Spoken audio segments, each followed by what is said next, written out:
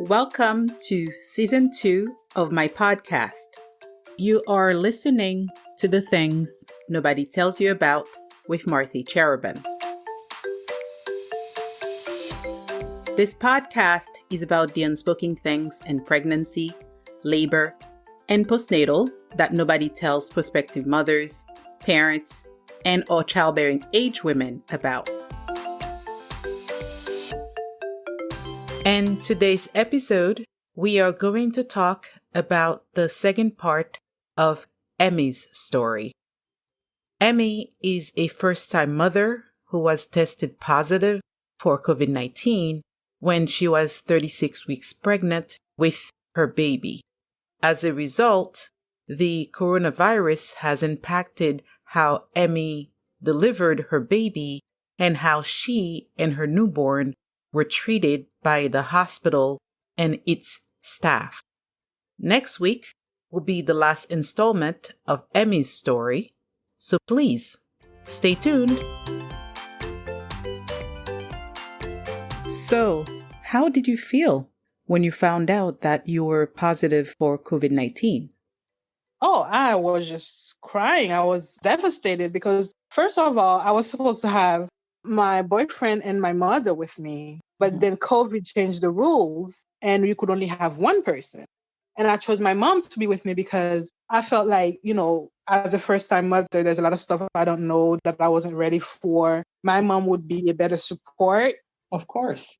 Than my boyfriend because it's a C-section. The person is going to stay with me and whoever leaves cannot come back out.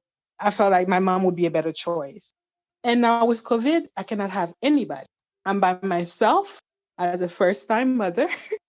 Wow. I mean, this is a lot of things to take in while you're about to give birth. Exactly. So that day, not only I had a breakdown, my mother had a breakdown because we have all these fantasies. That's her first grandchild, and I'm having this baby, a geriatric pregnancy. So, she's been waiting. Mm-hmm. So all our dreams are shattered. Mm-hmm. So we were all having breakdowns there, but we just had to deal with the hand we were dealt, and got ready the next morning. And then my mom took me to the hospital and just took it from there. It was by myself. So once she dropped you off, did you have the C-section that day or the following day? No, the same day. It's a planned surgery. There's no labor. I'm just there and they just put an IV on me and that was it until, it was time for me because my surgery was planned at 7 in the morning, I think, but I didn't have it till like 10. That was that. It was just me.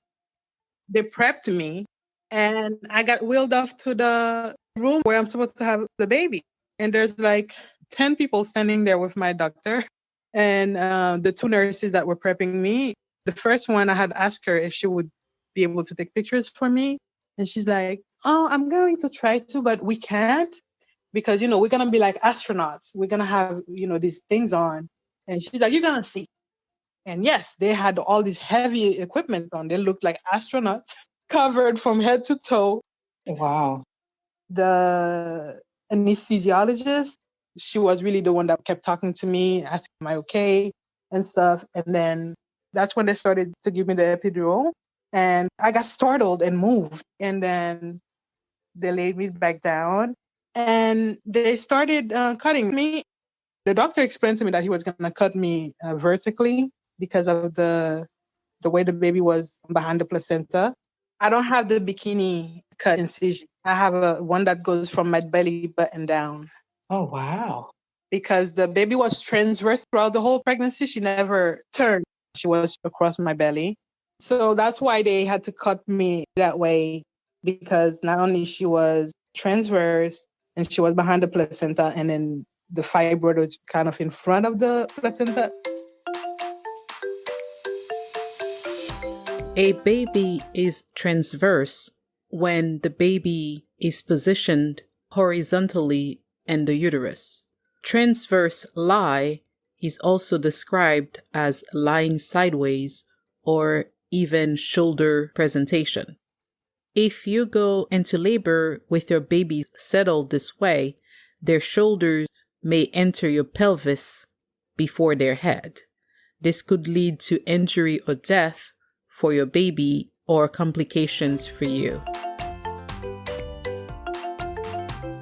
So you had a whole astronaut team taking the baby out. What happened after they took the baby? So I had the mask on the whole time. And then at one point, I just felt like I couldn't breathe. And I just kind of like bolted and was like about to get up. And I'm like, I can breathe, I can breathe. And the anesthesiologist, she's like, you okay? But then I realized they were like all over me. I didn't realize when they got all over me like that. They were all across the room. They were just standing there and the doctor was working on me. But then when I kind of bolted and kind of panicked that I couldn't breathe, the anesthesiologist was kind of calming me down, but they were also closed. And then I heard the baby crying. So I kind of got distracted from that and was just looking out for her and see what they were doing. And they were working on her. Then they brought her over just for me to look at her. And she said, this is the baby. And I just asked the other nurse, could you take a picture for me, please? And she just put the baby right next to my face and took a picture of us. And she told me, I'm the mother nurse. I'm going to take the baby to the NICU because she's not breathing properly. And they just took her away. The doctor proceeded to finish working on me to close me back up, I guess. So, how did you feel? I wasn't feeling too well because I was not allowed to touch my baby at all. I just saw her across the room. And that was that. The doctor just said, oh, she's doing okay. You're doing okay. Everything went good. They just wheeled me back to the recovery room.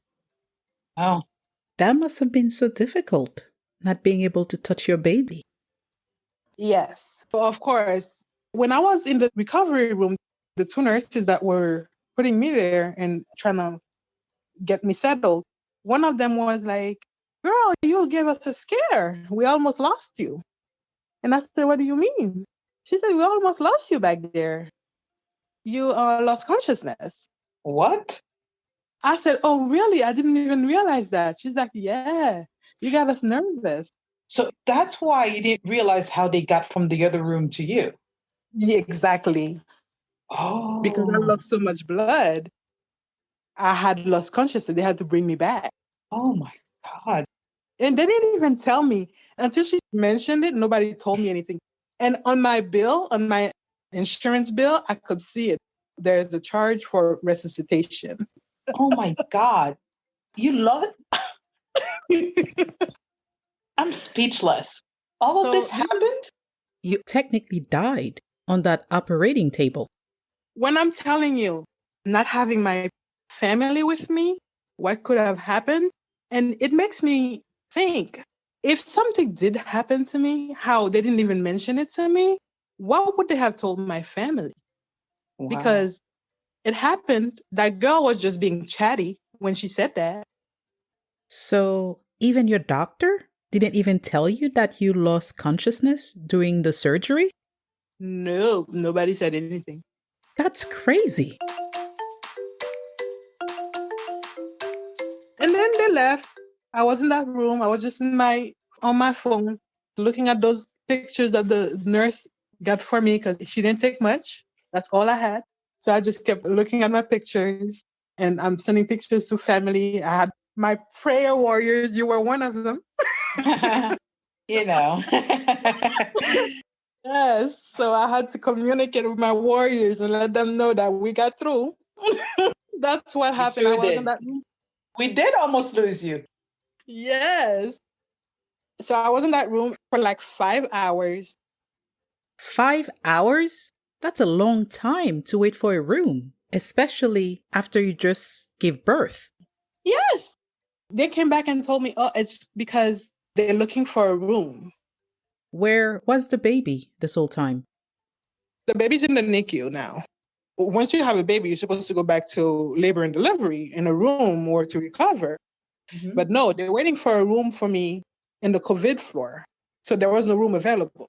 So basically, they're just waiting for someone to get discharged so I could come in a room on the COVID floor. That was messed up. Basically, finally, I think it was after like 6 hours. I had my baby at 10:30 in the morning. I didn't get to the floor until 4 something in the afternoon when I got to that floor in that room. That's a lot to go through. I mean, being pregnant and giving birth, it's traumatizing. And of itself.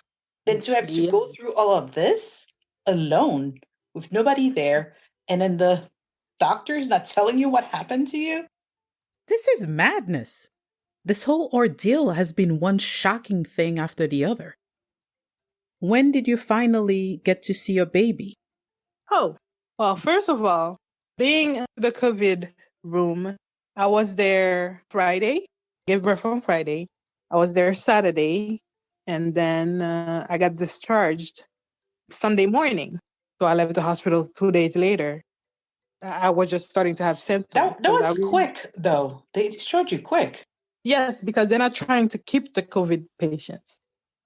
But You also just had a major surgery and gave birth to a baby. Oh, no, I don't think they considered that at all because being on that floor, they're not trained to take care of somebody that just gave birth. I don't think they even considered getting me postpartum care because wow. I wasn't told anything. I even asked, can I take a shower? And they told me I could. So I took a shower because having had surgery before and how I was feeling so bad for like 3 days, I was in the hospital for almost a week because I couldn't move well. So I was determined to like start moving as fast as possible to be able to move, to be able to take care of the baby. And so I started moving around the room. I was moving and I asked them, can I take a shower? And they told me, yes, I took a shower. They never told me anything about what to do for postpartum and for, my belly, nothing. Wow. It wasn't until I was Crazy. discharged on the bag that they gave me that I realized they gave me that Peri bottle for you to clean yourself with. Nobody was cleaning you or your incision either? No, nobody told me anything about that.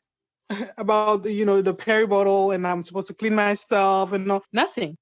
I just tried to like clean myself regularly because I was bleeding and stuff. What? That's crazy.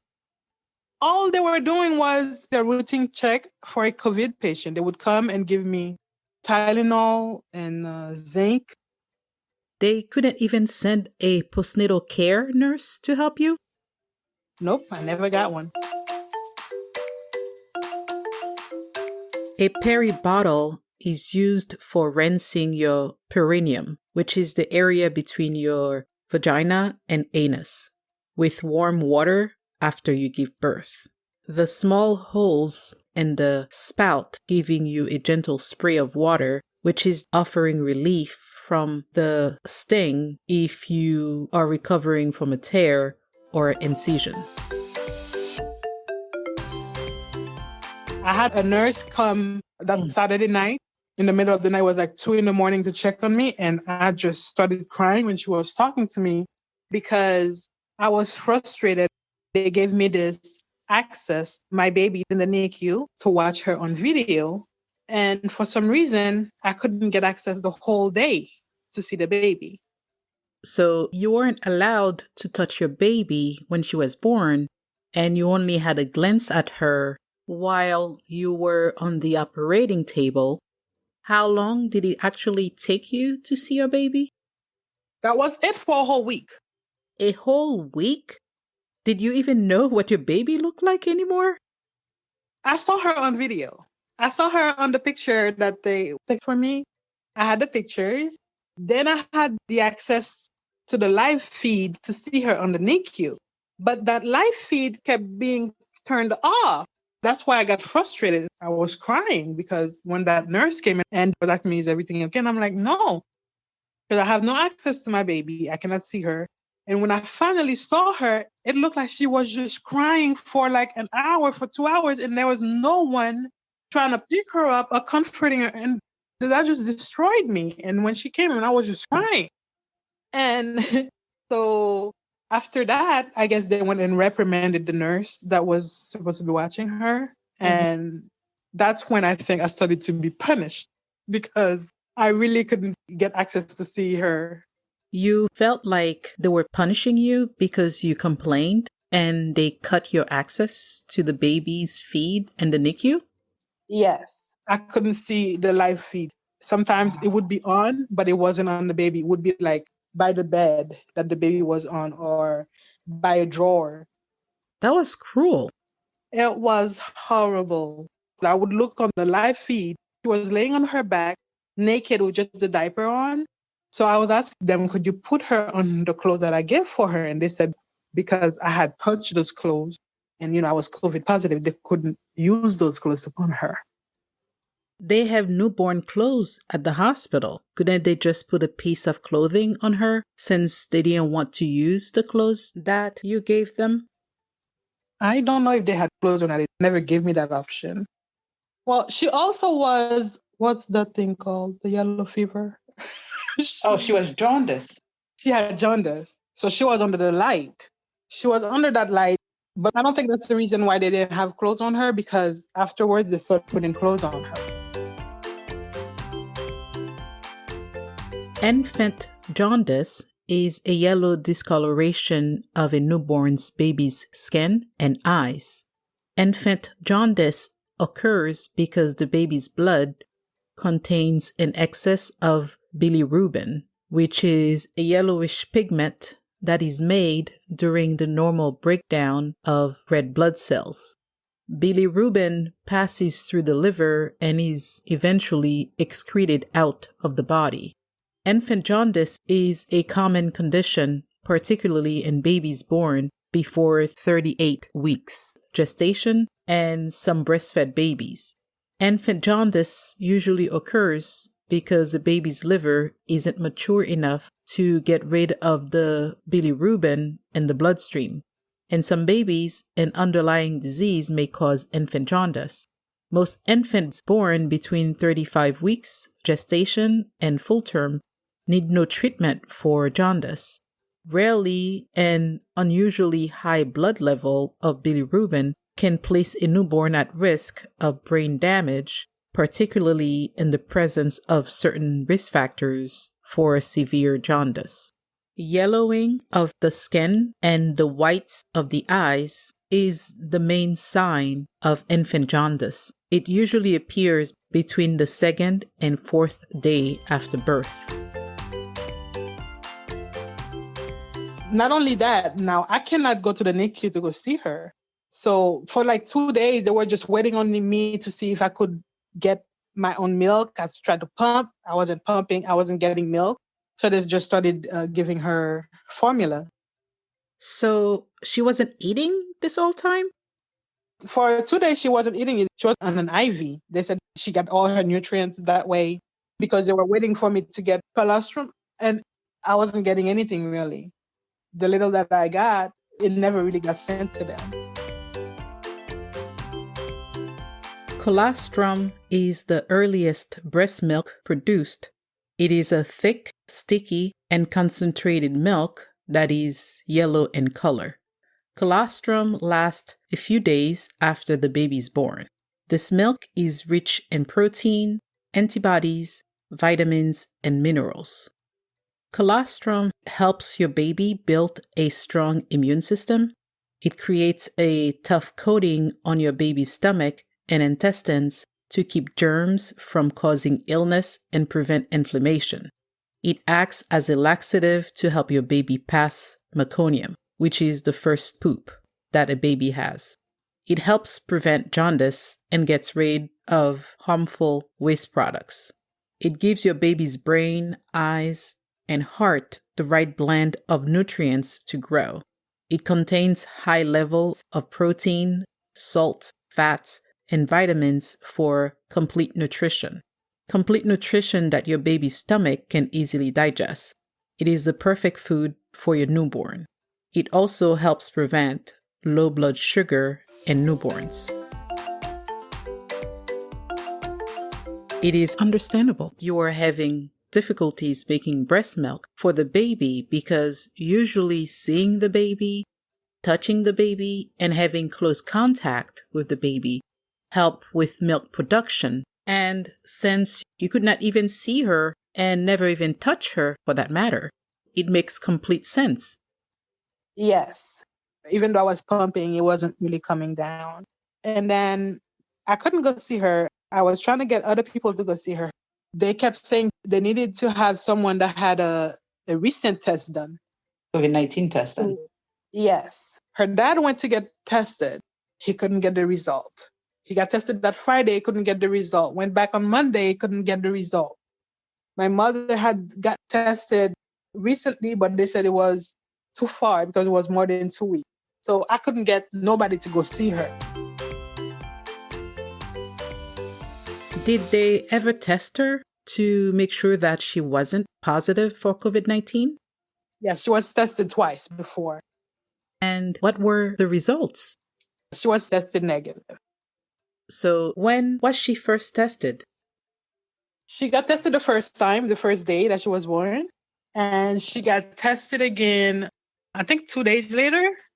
And both times she was Both negative. times she was negative, yes. So why wouldn't they release her to you earlier? Because of the jaundice. Okay. So by the time she was released to you, was that gone? It wasn't. They released her.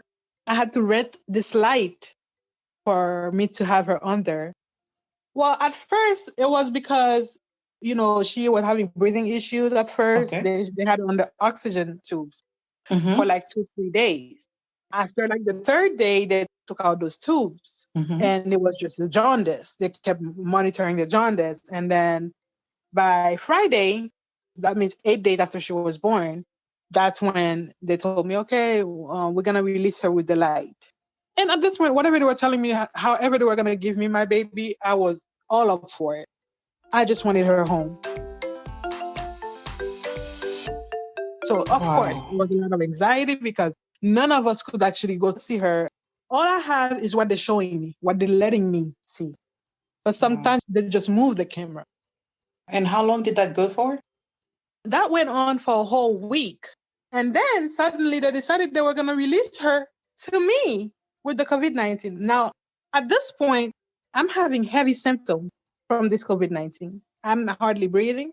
I have all this issue, but I'm not even telling them because I don't want my baby to stay there no more.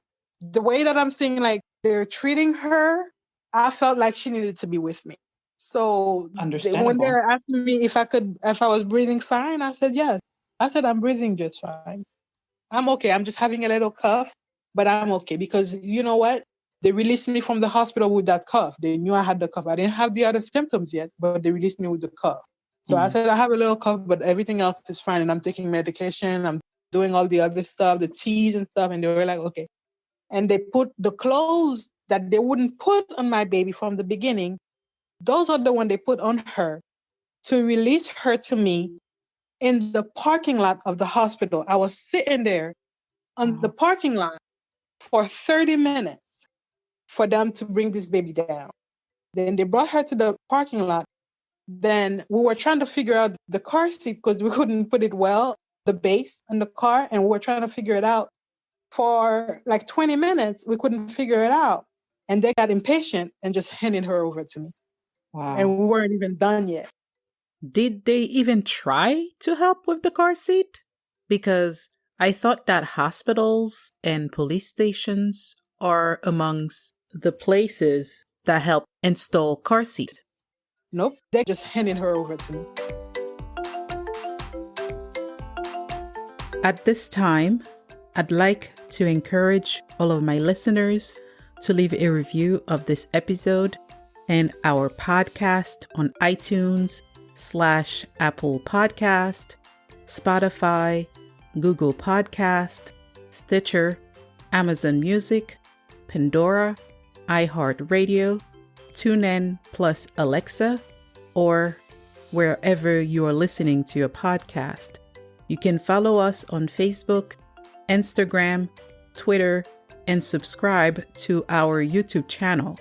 please leave a review or comment about your pregnancy stories, because you might even hear your reviews and or your stories on the air. So please join us.